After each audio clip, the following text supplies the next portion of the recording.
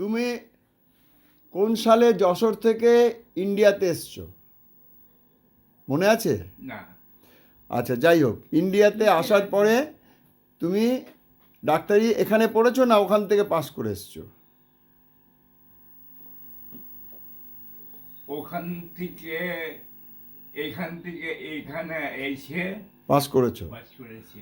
আচ্ছা, পাস করার পরে মাকে বাস করার বিয়ে কি পরে, ওখান থেকে করে এসছিলে হ্যাঁ, না এখানে এসে করেছো? এ- মাকে বিয়ে করেছো কোনখানে, ওইখানে না এখানে? আহ, এইখানে ও মাকে এখানে বিয়ে করেছো, মনে নেই। যাই হোক, তারপরে তোমার এইখানে নার্সিংহোম নার্সিং হোম, খুলেছো। হ্যাঁ, তার আগে এখানে বাড়িতে প্র্যাকটিস করতে? বাড়িতে প্র্যাকটিস করেছি হুম। এবং প্র্যাকটিস করতে করতে নার্সিংহোম তৈরি করেছো। হ্যাঁ, আচ্ছা, তারপরে আস্তে আস্তে মেয়েদের বিয়ে দিলে সবাইকে, হ্যাঁ, তারপরে সংসারের সমস্ত দায়িত্ব নিলে, হ্যাঁ, সবাইকে মানুষ করলে, ছোট থেকে বড় করলে, তাদের বিয়ে দিলে, হ্যাঁ, মেয়েদের বিয়ে দিলে, হ্যাঁ, জামাই আসলো, নাতি নাতনি হলো। এবং মনটা আমাকে ভগবান আমাকে এমনভাবে আমাকে মনটা সংসারটা তৈরি করালো যে যে জামাই এক একটা মেয়ে বিয়ে দিলাম, ছেলে পাই নাই, মেয়ে পাইছি, এবং ওই জামাই ছেলের যে ছেলের যেরকম ভাবে বাবাকে সেবা করে, আমার সেই আশাটা পূর্ণ করেছে আমার জামাইরা। আর ভগবান আমার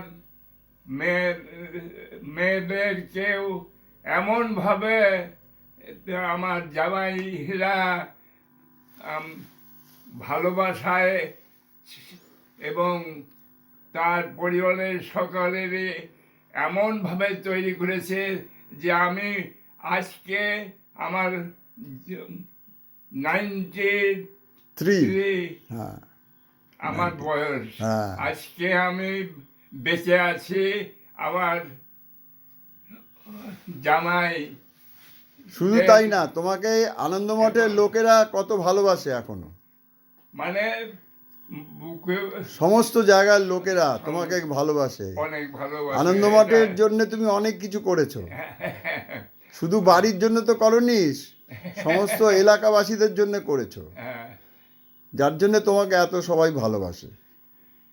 সেইটা এখনো খোঁজ রাখে সবাই তোমার, ডাক্তার থেকে শুরু করে। এই যে বিভিন্ন জায়গায় ডাক্তারের কাছে গেলে কেউ তোমার ফিজ নেয় না, যেহেতু তুমি নিজে ডাক্তার। এটা কত বড় পাওনা বলো। 1917 আমার প্র্যাকটিস এখানে, তাহলে মানে হাজার হাজার মানুষ এখানে যারা আমার এখানে আসছে, আমি রুগীদের দেখতে দেখছি। হ্যাঁ। আমি সেই রুগীরা আমাকে আর সামান্য পয়সার বিনিময়ে তুমি চিকিৎসা করতে। আর কোনো কোনো জায়গায় পয়সাও নাওনি হয়তো, পয়সা নিয়ে সে তো আমাদের নিজের চোখে দেখা, সেগুলো আমরাও দেখেছি। পয়সা 30 টাকা 20 টাকা করে নিতে, এটার কোনো, ওই আমার বাবাও তাই ছিল। আমার বাবাও এরকম ছিল যে বড় বড় প্ল্যান করে দিত, বাড়ির টাকাই নিত না। গরিব না, ঠিক আছে ওরা বাড়ি করবে কষ্ট করে, দরকার নেই, ছাড়। তো এরম ছিল। সেই যাই হোক, তারপর তোমার নাতি নাতনিরা সবাই পড়াশোনা করে সবাই অনেক বড় জায়গায় প্রতিষ্ঠিত আজকে। এখন এলাকার রিপ্রেজেন্টেটিভ যখন আছে, রিপ্রেজেন্টেটিভ বলে